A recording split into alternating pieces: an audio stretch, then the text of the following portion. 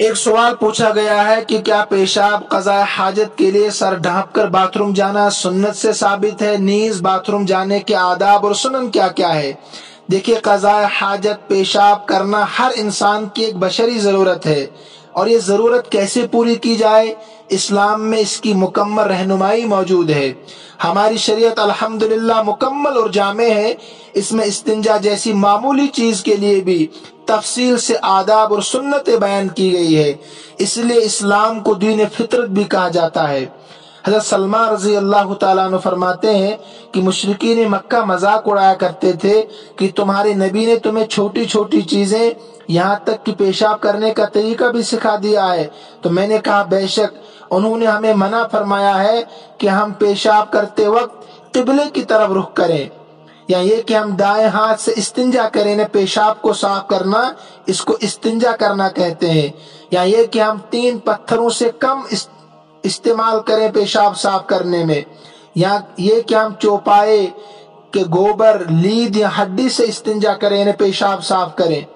حضرت سلمان رضی اللہ تعالیٰ عنہ کے کہنے کا مطلب یہ تھا کہ یہ کوئی مذاق اڑانے کی بات ہی نہیں ہے، بلکہ اس اسلام کی، مذہب اسلام کی جامعیت اور مکمل ہونے کی علامت اور پہچان ہے۔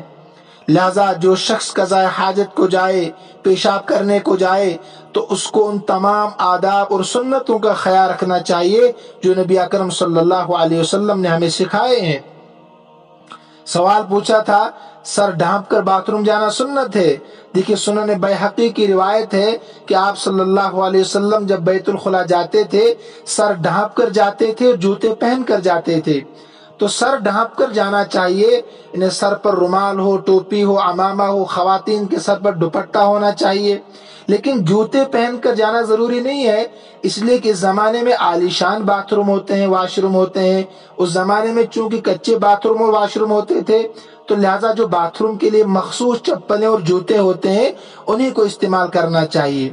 اسی طریقے سے انس رضی اللہ تعالیٰ عنہ فرماتے ہیں کہ جب آپ صلی اللہ علیہ وسلم بیت الخلا جانے کا ارادہ فرماتے تو یہ دعا پڑھتے تھے، اللہم انی اعوذ بک من الخبث والخبائث، اے اللہ میں پناہ چاہتا ہوں خبیثوں سے اور خبیثنیوں سے، انہیں مذکر اور مؤنث دونوں طرح کے شیاطینوں سے، خبیثوں سے میں پناہ چاہتا ہوں۔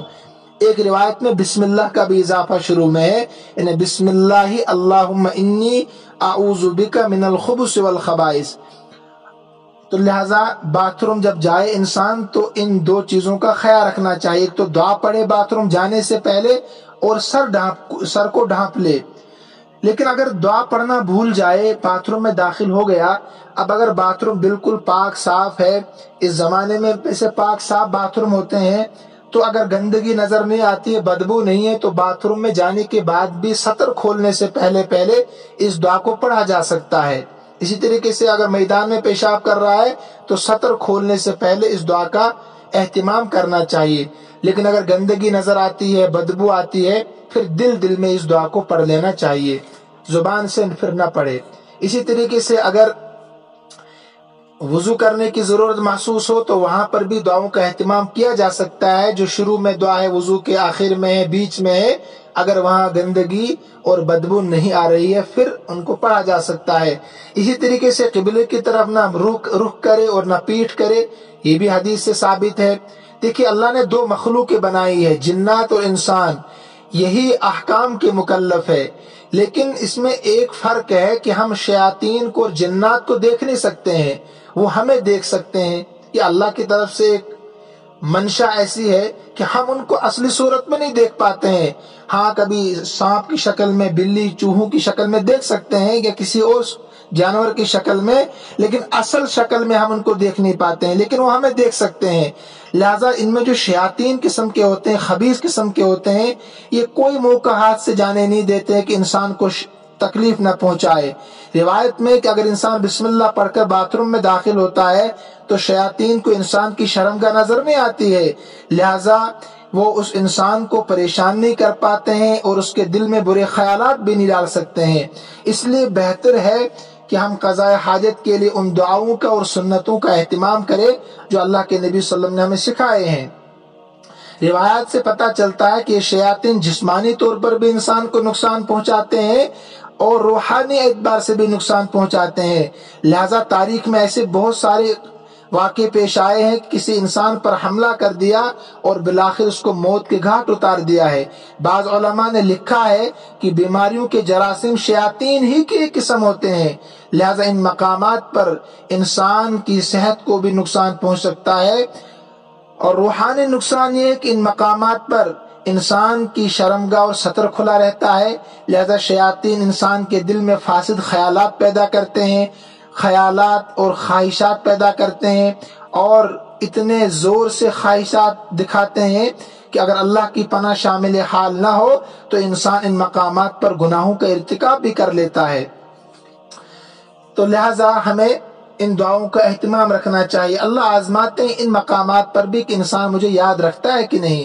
اس ترقی یافتہ دور میں جہاں عالی شان مکانات، عالی شان بلڈنگیں نہایت عمدہ اور خوبصورت بنتی جا رہی ہے، اور اسی طریقے سے کروڑوں روپے خرچ کیے جاتے ہیں بیت الخلاؤں پر، واش روموں پر، ان کو عمدہ بنایا جاتا ہے، یہ گناہ نہیں ہے، اسلام اس سے منع نہیں کرتا ہے۔ دیکھیں آسائش مطلوب ہے، آرائش مطلوب نہیں ہے۔ مثلا 2 کمرے سے آپ کا کام چل سکتا ہے، آپ 4 کمرے بنا رہے ہیں۔ بعض لوگ تو اپنے گھروں کو ہسپتال کی طرح اتنا بڑا بناتے ہیں، گھر میں 2 فرد ہوتے ہیں، یہ آرائش ہے، یہ ریاکاری اور نمود ہے، یہ گناہ ہے، اللہ کو یہ پسند نہیں ہے۔ 4 آدمی تو 4 کمرے بنائیں، آپ 5 بنا لے ایک مہمان کے لیے رکھیں، لیکن آرائش نہ کریں، ریاکاری نہیں ہونی چاہیے۔